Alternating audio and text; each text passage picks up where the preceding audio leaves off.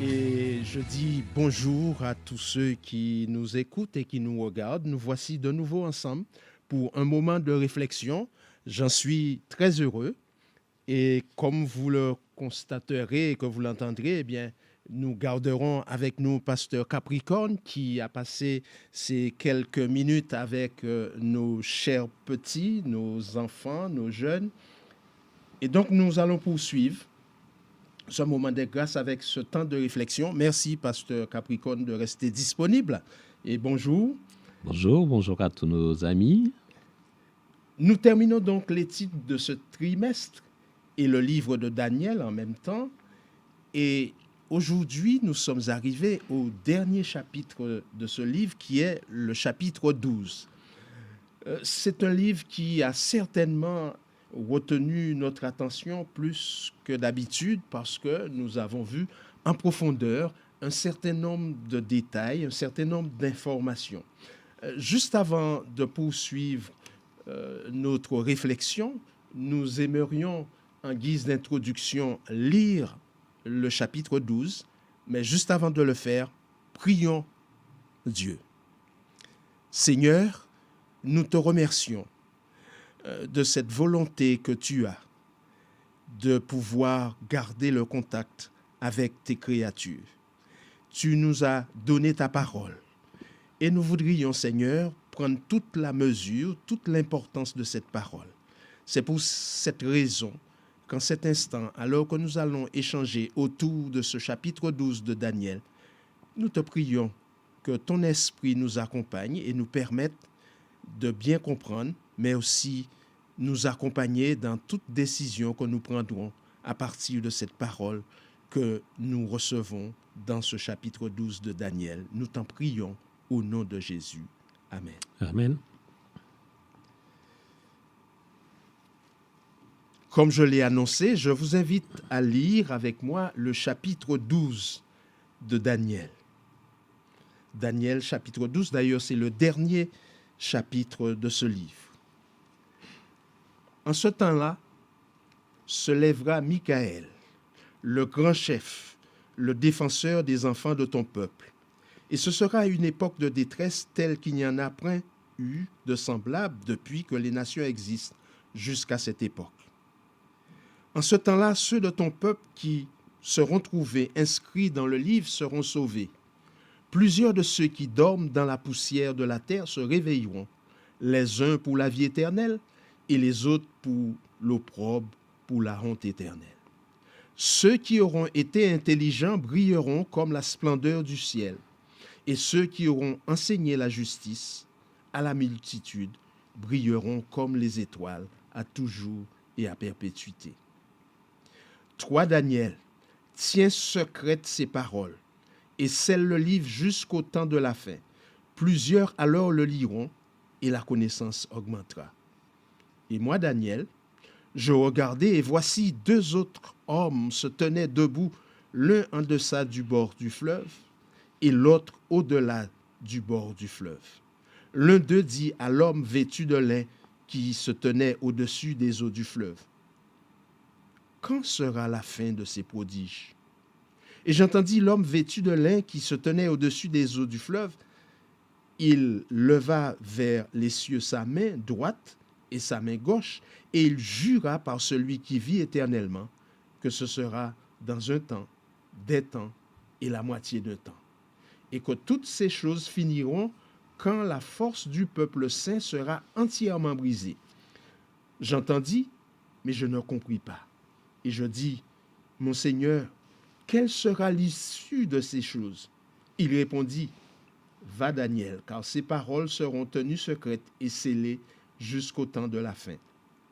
Plusieurs seront purifiés, blanchis et épurés. Les méchants feront le mal et aucun des méchants ne comprendra. Mais ceux qui auront de l'intelligence comprendront. Depuis le temps où cessera le sacrifice perpétuel et où sera dressée l'abomination du dévastateur, il y aura 1290 jours. Heureux celui qui attendra et qui arrivera jusqu'à 1335 jours. Et toi, marche vers ta fin, tu te reposeras et tu seras debout pour ton héritage à la fin des jours. Dans ce chapitre, ce dernier chapitre, après cette lecture, il reste dans mon esprit 3 points. Il y a un personnage particulier, il est question de temps, et puis la fin du livre reste quand même particulier, avec surtout les 3 derniers versets, les versets 10, 11 et 12. Alors, abordons le premier élément que j'ai retenu dans ce chapitre, pasteur Capricorne, le personnage. Qui est vraiment ce Michael? Est-ce un ange, un archange, ou est-ce le Fils de Dieu? Bien, alors, ce personnage, nous le retrouvons tel qu'il est décrit à plusieurs moments dans le livre de Daniel. Et il apparaît d'abord pour protéger les 3 jeunes Hébreux dans la fournaise ardente. Son nom n'est pas donné à ce moment-là, mais Nebuchadnezzar reconnaît que ce 3 personnages ressemblent à l'un des fils de Dieu. D'accord? Ça, c'est dans le chapitre 3 de Daniel. Puis après, dans la vision du jugement céleste, nous voyons ce qui semble être le même personnage qui apparaît comme étant le Fils de l'homme. Ça, c'est dans Daniel 7. Il accomplit des responsabilités en tant que représentant des saints. On lui donne même la domination, l'honneur et la royauté. Ensuite, il apparaît comme le prince de l'armée, dont le ministère sacerdotal est usurpé par la petite corne. Enfin, ce personnage apparaît en tant que Michel ou Michael dans Daniel 10. Il est aussi appelé votre prince ou encore le grand prince. Il est à la fois un personnage de prêtre et de militaire et aussi de roi. Et dans son rôle militaire, par exemple, ce guerrier combat les forces du mal qui sont symbolisées par la petite corne, le roi du Nord ou encore le prince de Perse. Par exemple, la petite corne, par usurpation, se voulait grande afin d'atteindre le prince de l'armée et d'attaquer le peuple de Dieu. Michael, le grand prince, donc, se lève pour défendre son peuple. Et l'opposition qu'il y a entre Michael et les puissances anti-Dieu font de Michael un représentant et l'expression de Dieu lui-même. Notons d'ailleurs que la désignation de Michael comme l'un des principaux princes dans Daniel 10, verset 13, ne contredit nullement les considérations que nous venons de faire. Très probablement, cette expression décrit le pluriel de la plénitude divine, tout comme lorsque Dieu s'adresse à lui-même à la deuxième personne plurielle en disant « faisons » dans la Genèse, faisons l'homme à notre image, etc. Ou encore l'un de nous ou pour nous, ce qui indique une pluralité de personnes au sein de la divinité. Michael est en effet l'un des principaux princes parce que, en tant que fils éternel, il est une personne distincte au sein de la divinité et il est un avec le Père en dessein. Cette caractérisation est encore soulignée dans le Nouveau Testament lorsque il nous est parlé de Michael qui a dirigé l'armée céleste, qui a expulsé le dragon et les anges du ciel. Donc, Michael est aussi appelé archange parce qu'il a confronté le diable. Donc, ce n'est pas un ange, parce qu'un ange, c'est simplement un messager, mais archange, c'est le chef des anges, en quelque sorte. Et c'est très intéressant, la voix de l'archange entraînera à la résurrection, à la venue de Jésus. Donc, comme on pouvait s'y attendre, Christ a associé la résurrection à la voix du Fils de l'homme. Donc, à la conclusion qui est inévitable, c'est que Michael, c'est Jésus.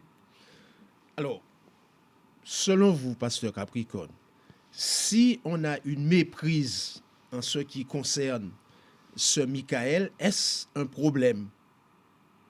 Si on se méprend sur qui il est, est-ce un problème? Absolument, parce que tout ce qu'il est, tout ce qu'il représente, nous donne, donne une orientation, une couleur particulière à tout ce qui nous est raconté dans Daniel. Et cela nous indique justement, nous pointe vers celui qui est la solution à tous les problèmes rencontrés par le peuple de Dieu.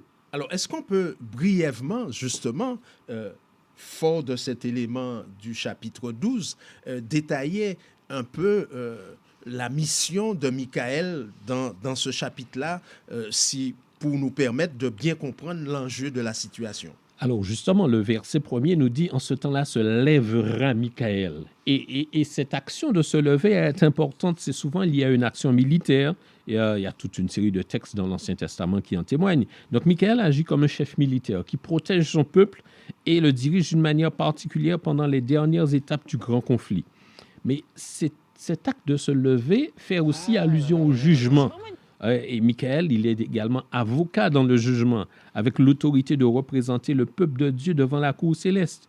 En tant que fils de l'homme, qui est l'un des titres qui lui est attribué, il vient devant l'ancien des jours pour représenter le peuple de Dieu pendant l'instruction du jugement. Nous trouvons ça dans Daniel 7, versets 9 à 14. Ainsi donc, l'ascension ou la position de Michael, le fait donc de se lever, évoque des aspects à la fois militaires et judiciaires de son œuvre.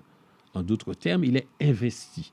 Il est investi d'un pouvoir de combattre et de vaincre les ennemis de Dieu. Il a une autorité. Et il a l'autorité justement de représenter le peuple de Dieu au tribunal céleste. Alors, si on comprend bien, il a autorité pour représenter le peuple de Dieu au tribunal céleste, mais il a reçu aussi autorité de la part de son Père. Donc, c'est un personnage très important, un personnage qu'on ne devrait pas ignorer apparemment. Absolument pas, puisqu'il est... Ce qu'il y a de merveilleux avec Michael, c'est que non seulement il fait partie de la divinité, mais il est... Bon, pour l'exprimer de manière humaine, puisque c'est notre compréhension de la divinité est toujours imparfaite, mais il est le plus proche aussi de l'humanité, puisqu'il est également appelé fils de l'homme. Donc il fait le lien, en quelque sorte, entre la divinité et l'humanité. C'est ce qui lui confère justement son caractère si particulier. Donc nous retenons Michael comme étant le vrai et le bon défenseur pour le peuple de Dieu et nous pourrions dire pour l'humanité. Absolument, et c'est merveilleux justement de penser, de constater que Michael combat pour nous. Et d'ailleurs, à cet instant même, puisque dans sa position de Michael qui est dans le jugement, et quand il défend le peuple de Dieu, ce jugement que nous savons qui a commencé depuis que nous avons étudié Daniel 8, eh bien, il est là, en cet instant même, en train de combattre pour son peuple. Ok, merci. Alors, nous arrivons maintenant à cette deuxième partie qui a retenu mon attention et certainement l'attention de ceux qui ont pris plaisir à lire ce chapitre 12 et à chercher à réfléchir à partir des éléments qui y sont contenus. J'ai constaté que le mot « temps » revient à plusieurs reprises. En effet. Il est question de temps de la faim, il est question de temps de détresse, il est question de temps d'attente, il est question de temps scellé. Alors, pouvez-vous nous aider à départager tous ces temps? Oui. Alors, effectivement, plusieurs... Et surtout à les comprendre. Oui, certainement. Plusieurs notions de temps. Commençons avec d'abord le temps de la faim. Alors, ce temps correspond en fait à la fin de la suprématie papale. Ce sont des choses que nous avons étudiées précédemment dans le livre de Daniel, notamment lorsque nous avons vu dans Daniel 11, verset 40. Cela correspond au moment de la Révolution française avec l'emprisonnement du pape par les troupes de Napoléon, et cela marque le début du temps de la faim. D'accord? Donc, celui qui avait usurpé le pouvoir, il commence en quelque sorte à tomber. Ça, c'est le temps de la fin et qui se prolonge encore jusqu'à maintenant, jusqu'à la venue de Jésus. Le temps de détresse, lui, se réfère à un moment assez particulier. Alors, dans Luc, chapitre 21, verset 25, il est parlé justement du temps très troublé qui va précéder la venue de Jésus. Mais le temps de détresse dont il est parlé ici ne concerne en fait que le peuple de Dieu. Et à certains auteurs d'ailleurs l'appellent le temps de détresse de Jacob, c'est-à-dire en faisant allusion au combat que Jacob a eu avec l'ange près du torrent de Jabbok, où il se pose une question: est-ce que je serai accepté par Dieu? Est-ce que mes péchés seront pardonnés? Donc c'est un moment de détresse pour le peuple de Dieu et qui commence en fait à la fin du temps de grâce. Et quand Dieu va retirer son esprit de la terre, et le peuple de Dieu sera dans cette angoisse de savoir si effectivement il va demeurer dans ce moment-là. Et c'est le Est-ce moment qu'on aussi. peut appeler ce temps-là aussi temps d'angoisse? Oui, c'est temps d'angoisse, effectivement. D'autant plus qu'à ce moment-là, effectivement aussi, les premiers fléaux vont commencer à se déverser. Ce temps de détresse, bon, par contre, même si c'est un temps de détresse, d'angoisse, mais la bonne nouvelle, c'est que ceux dont les noms sont trouvés dans le livre, donc ceux qui sont fidèles, ceux-là demeureront justement sauvés et seront à la fin, feront partie de ceux qui seront avec Dieu pour l'éternité. Surtout dans le livre, dans le chapitre 12, il y a quand même un élément pour rassurer en ce qui concerne cette époque-là. Oui, absolument, puisque ce qu'ils aient compris, justement, il est notamment fait allusion à ce livre, hein, Oui. bon, sans beaucoup de précision, mais le livre, nous savons que la Bible parle par ailleurs du livre de vie, où ceux dont les noms sont trouvés, inscrits dans le livre de vie, et dont les noms ne sont pas effacés, d'accord? Ça veut dire, puisque s'ils sont demeurés fidèles, ils ne seront pas effacés, donc ceux-là feront partie du peuple final de Dieu. Et c'est là l'espoir qui est donné. Alors, c'est très intéressant quand même, et nous prendrons quelques secondes pour nous arrêter sur la question de livre, parce que l'idée, c'est que le texte dit bien que en ce temps-là, ceux de ton peuple qui seront trouvés inscrits dans le livre seront sauvés. Mm-hmm. Maintenant, ce qui serait pratique et intéressant, pour pouvoir donner à chacun d'être dans l'ambiance de non-angoisse, c'est comment faire pour que on soit assuré que son nom soit inscrit dans ce livre-là, puisque je suppose que ceux qui nous écoutent sont certainement intéressés à prendre des dispositions ou à renforcer les dispositions prises pour être sûr que le nom est inscrit et qu'il n'y aura pas de problème. Alors, il ne faut surtout pas attendre ce moment-là. Alors, OK. Si qu'il y a quelque chose à faire, c'est maintenant qu'il faut le faire. OK. Donc, c'est déjà un élément, c'est-à-dire s'assurer maintenant que le nom est inscrit. Mais comment faire pour que le nom soit inscrit? Alors, pourquoi maintenant? Juste avant de dire comment faire, pourquoi maintenant? Parce qu'en fait, c'est vrai que Dieu nous annonce beaucoup de choses à travers les prophéties, etc., mais nous ne maîtrisons pas l'avenir. Nous ne maîtrisons pas le futur. Le seul temps qu'il nous est donné, c'est aujourd'hui, ici et maintenant. OK. Donc, s'il y a quelque chose... Voilà, le présent. Donc, s'il y a quelque chose à faire, c'est maintenant. D'accord? Et maintenant, qu'est-ce qu'il faut faire? Donc, pour pouvoir être inscrit, eh bien, il faut accepter Jésus, Michael dont on parlait, comme étant son sauveur personnel, comme étant son avocat. Et pour ça, il faut confesser ses péchés, s'en remettre à lui et croire au salut qu'il nous a donné, puisque par sa mort expiatoire, il nous sauve. Et quand on a pris cette décision, la seconde chose à faire, c'est de rester fidèle. Alors, c'est très intéressant et c'est très parlant. Et ça me renvoie à une prière de Moïse dans le psaume 90, où Moïse dit, demande à Dieu de nous enseigner à bien compter nos jours afin de les appliquer à la sagesse. Donc nous sommes dans cette situation-là où nous vivons. Il y a lieu, en termes de sagesse, de faire les bons choix au bon moment. Absolument. Et donc, c'est très intéressant de s'arrêter sur cette partie-là. Maintenant, on a vu aussi dans ce même chapitre, et particulièrement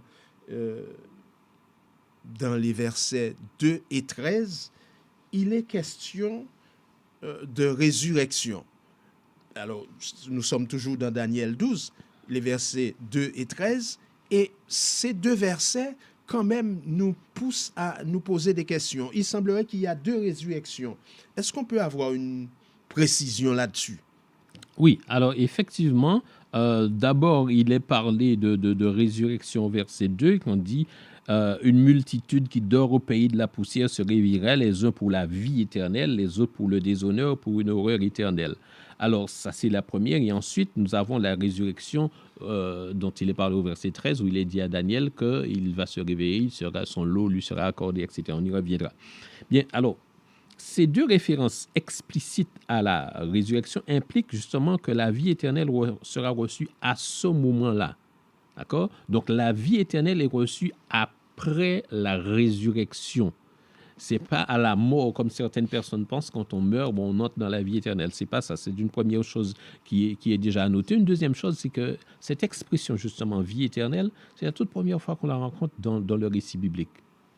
On en parle beaucoup dans le Nouveau Testament, mais dans l'Ancien Testament, c'est très rare. Et c'est la première fois. Donc, c'est pour montrer un petit peu la dimension de la révélation qui est faite à Daniel. Bien. Alors, ce qui est important, donc, vraiment pour chacun d'entre nous, c'est de savoir si nous serons ressuscités pour la vie éternelle ou pour la mort, donc l'oubli éternel. Et cela encore, c'est une décision que nous avons à prendre maintenant. D'accord? Alors, quelles sont ces deux résurrections? Il y a donc une première résurrection simultanée qui nous est suggérée donc par verset 2, de juste et d'injuste. Certains pour la vie éternelle, d'autres pour l'opprobre éternel. Et c'est une résurrection spéciale qui précède le retour de Jésus.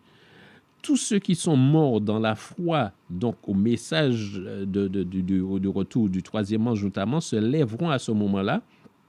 Le plus, tous ceux qui auront été présents, qui ont regardé la crucifixion du Christ en se moquant, ceux-là seront également ressuscités pour être témoins de ce grand Michael, justement, qui revient en gloire pour chercher son peuple. D'accord? Donc, il y a une résurrection à la fois de justes et de méchants pour témoigner en quelque sorte des derniers moments de l'histoire de l'humanité quand Jésus reviendra. C'est ce dont il est question au verset 2. Au verset 2. OK. D'accord? Et pourquoi ça, c'est une résurrection spéciale que vous dites. Exactement. Okay. Parce que, comme il est dit, mentionné là, il y a une résurrection à la fois de justes et d'injustes, simultanée. Alors que l'autre résurrection qui est parlée au verset 13, et nous avons d'autres exemples dans 1 Thessaloniciens et Apocalypse, etc., où il y a une autre résurrection, mais qui n'est pas simultanée. C'est-à-dire que d'abord,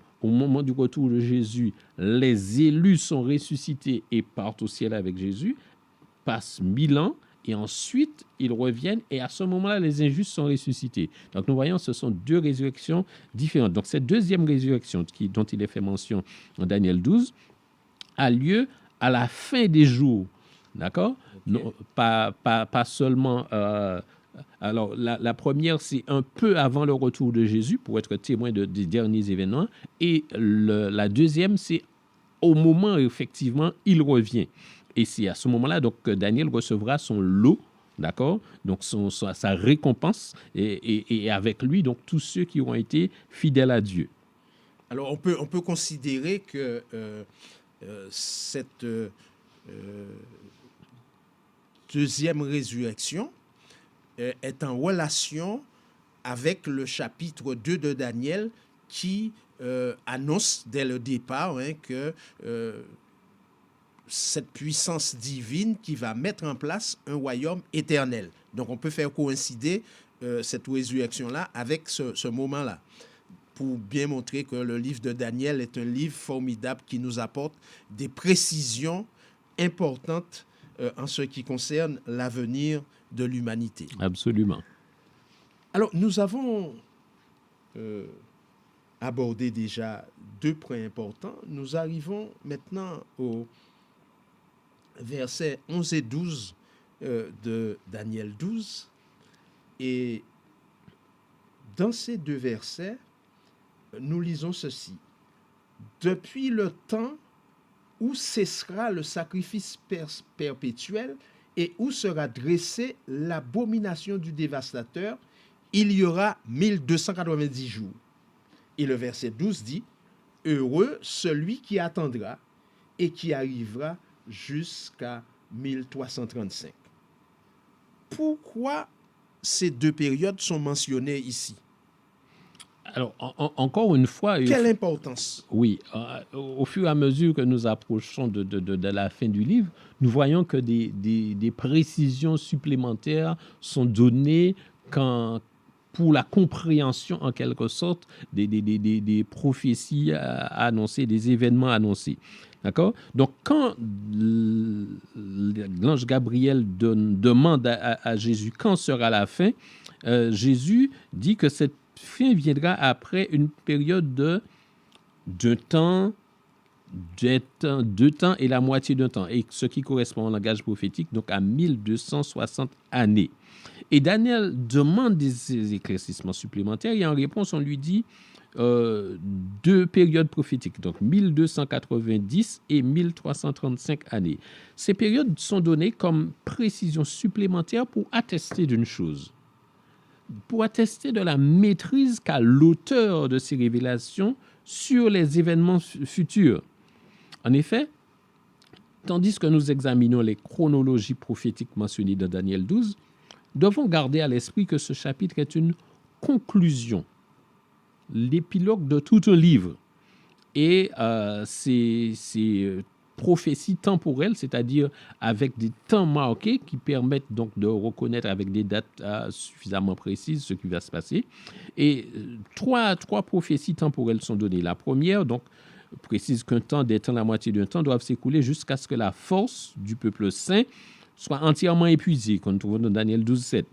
Et cette prophétie donc renvoie à l'époque durant laquelle les saints étaient livrés à l'entité symbolisée par la petite corne. Et nous savons que la fin de cette période, c'est 1798, cette date que nous avons déjà retrouvée à plusieurs reprises. Donc, dans 1798, c'est un événement, il y a un événement historique bien précis. Absolument. À ce moment-là, c'est l'empereur Napoléon qui fait emprisonner, par l'intermédiaire de son général, de ses généraux, Berthier, qui en fait emprisonner le pape. Donc, ce qui marque en quelque sorte l'affaiblissement de ce pouvoir-là, d'accord, qui avait commencé, dont l'émergence avait débuté en 538 avec l'émergence de la papauté, et donc c'est la fin de cela. Donc ça, c'est la première période. La deuxième période est celle des 1290 jours. Alors, Pasteur Capricorne, oui? Justement, on peut des fois passer assez rapidement, mais on mentionne cette période de cette autorité-là, qui est déjà symbolisée dans d'autres chapitres de Daniel, et pour montrer qu'il y a un abus de cette autorité-là et qui est orienté particulièrement vers un certain nombre de personnes. Mm-hmm. Donc, il y a cette période-là dont vous parlez, cette première période, va arriver à une fin, à un arrêt. Donc, c'est cette autorité-là, on met fin à sa puissance, son autorité. Oui, alors pour le dire brièvement, qu'est-ce qui s'est passé en 538? C'est qu'il y avait à l'époque plusieurs évêques dans le monde chrétien, disons. Et l'un d'entre eux, l'évêque de Rome, a pris le pas sur tous les autres. D'accord? Ouais. Et c'est érigé comme étant, bon, ce qui est symbolisé dans Daniel par la petite corne, d'accord? Et en dominant un petit peu tout le monde et en persécutant notamment ceux qui étaient restés fidèles à la parole de Dieu. Okay. Et cette domination va prendre fin puisqu'il va être arrêté et emprisonné à ce moment-là. Donc, ça va briser son pouvoir. Donc, pour faire référence à des éléments historiques, c'est cela. OK.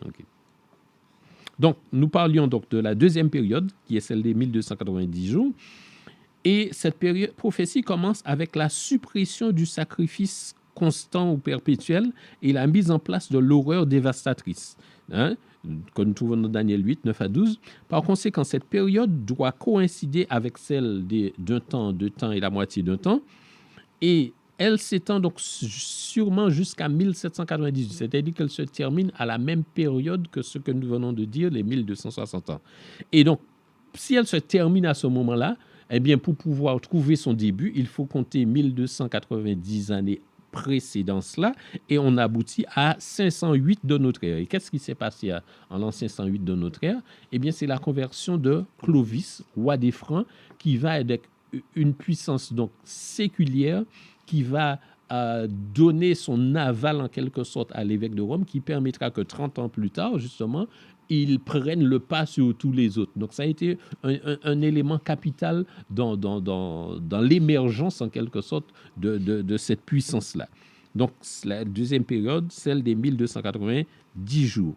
Bien. Ensuite, donc, la troisième période, celle des 1335 jours, s'accompagne d'une bénédiction pour ceux qui vivent à son terme, c'est-à-dire qui arrivent au terme des 1365 jours. Alors, aucune date de commencement ou de fin n'est donnée, mais il semble que cette période soit un prolongement de la période des 1290 jours. Ainsi donc, si c'est un prolongement de la période des 1290 jours, qui eux s'arrêtent à 1798, donc en ajoutant le nombre d'années qu'il faut, on arrive à 1843, 1844. Et qu'est-ce qui se passe à ce moment-là?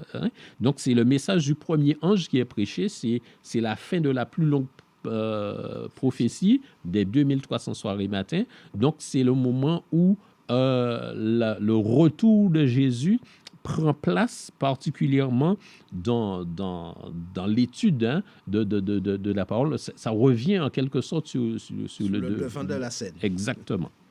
OK. Eh bien, pasteur, merci pour toutes ces précisions. Nous nous approchons très rapidement de la fin de ce temps de réflexion.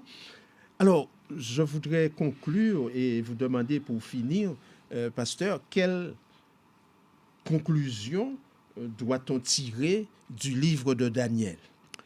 Alors, ce qui est très intéressant, c'est de comprendre que Daniel a vécu la majeure partie de sa vie en exil. C'était un tout jeune homme lorsqu'il est arrivé à Babylone.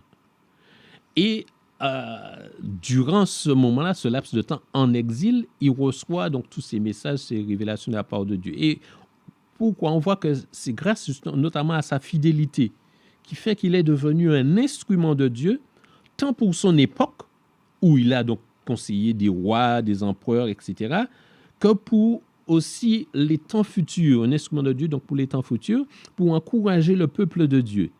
Et la conclusion que nous pouvons dire, c'est que ni l'exil, ni l'adversité ne peuvent entraver les plans de Dieu pour son peuple.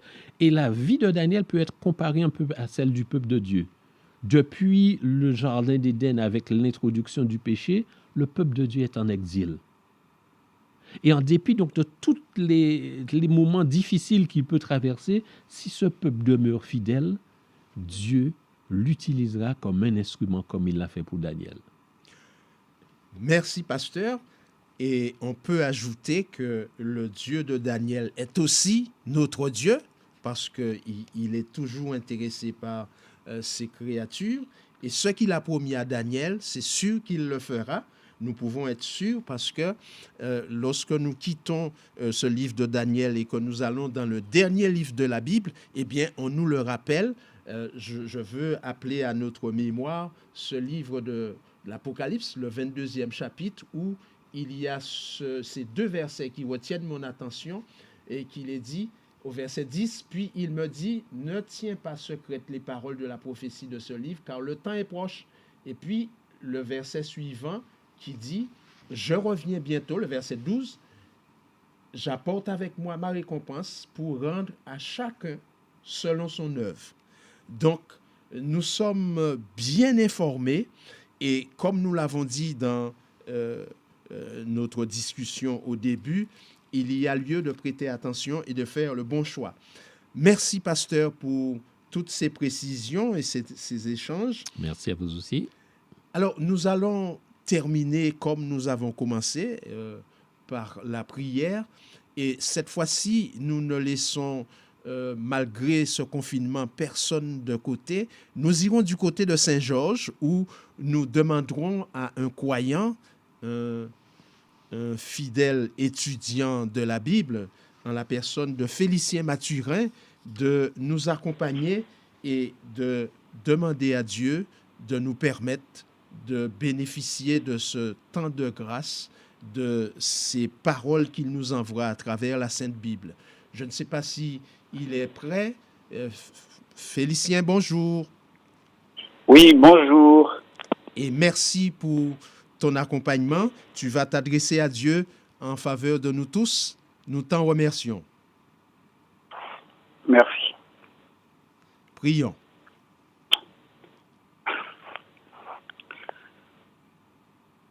Éternel, notre Dieu et notre Père, je viens devant toi, devant le trône de la grâce, avec tous ceux et celles, Seigneur, qui ont participé à l'étude, Seigneur, de la leçon de du livre de Daniel. Je voudrais, Seigneur, te remercier. Et parce que, comme tu l'as dit, Seigneur, tu ne fais rien sans avoir révélé ces secrets à tes serviteurs. Et ce matin encore, Seigneur, tu nous permets, à travers cette étude, de comprendre que nous vivons un moment critique. Un moment, Seigneur, qui nous approche du temps de la fin. Où, Seigneur, par cette étude, tu nous interpelles et tu nous appelles à prendre une décision. Une décision, Seigneur, pour faire partie, Seigneur, de ce peuple que tu prépares pour vivre éternellement avec toi dans les cieux. Merci, Seigneur. Je voudrais également, Seigneur, te présenter chacun de ceux qui t'ont accepté, qui ont fait alliance avec toi, afin que, Seigneur, ils puissent, Seigneur, réconsacrer leur vie. Et ceux également qui ont entendu parler de toi, Seigneur, qui ont étudié ta parole, mais qui sont encore, Seigneur, indécis, de prendre, Seigneur, la décision de faire alliance avec Jésus. Celui, Seigneur, qui se lève, le chef qui se lève le dernier, comme le défenseur de ses enfants. Merci, Seigneur, parce que dans cette décision que tu nous demandes de prendre maintenant, Seigneur, tu es prêt aussi à nous accompagner. Comme tu l'as dit dans Matthieu 28, je serai avec vous jusqu'à la fin du monde. Seigneur, pour que nous ne soyons pas inquiets, que nous n'ayons pas peur, Seigneur, mais parce que tu es avec nous et tu marches avec nous et dans nos décisions, tu nous accompagnes. Et que, Seigneur, personne ne puisse promener des regards inquiets. Dirige ton peuple et en particulier en ce moment difficile où, Seigneur, beaucoup d'hommes et de femmes ont peur pour leur vie. Seigneur, tu appelles. Permets, Seigneur, que des liens soient scellés avec toi et que des gens puissent comprendre, surtout en ce moment où la richesse n'a plus de valeur, rien n'a de valeur. Et Seigneur, que les gens puissent comprendre qu'il y a un Dieu et que c'est Dieu, Seigneur, est celui qui a créé les cieux, la terre. Et ce Dieu, c'est celui par qui tout est maintenu en place. Merci, Seigneur, de nous avoir écoutés. Glorifie ton nom, car ton nom est élevé au-dessus des cieux, et que tout, Seigneur, genou se plie devant toi et te donner gloire, honneur, louange et majesté. Sont là les grâces que nous te demandons, non que nous soyons dignes, mais c'est par le beau nom de Jésus que nous t'avons prié pour la gloire de ton nom. Amen. Amen. Merci, Félicien, et que Dieu te garde ainsi que ta famille et puis toute la population de Saint-Georges avec toi. Et nous te disons de rester à l'écoute, rester branché puisque nous sommes confinés, mais nous sommes quand même connectés à Dieu et connectés entre nous. Que Dieu te garde. Merci. Bonne journée.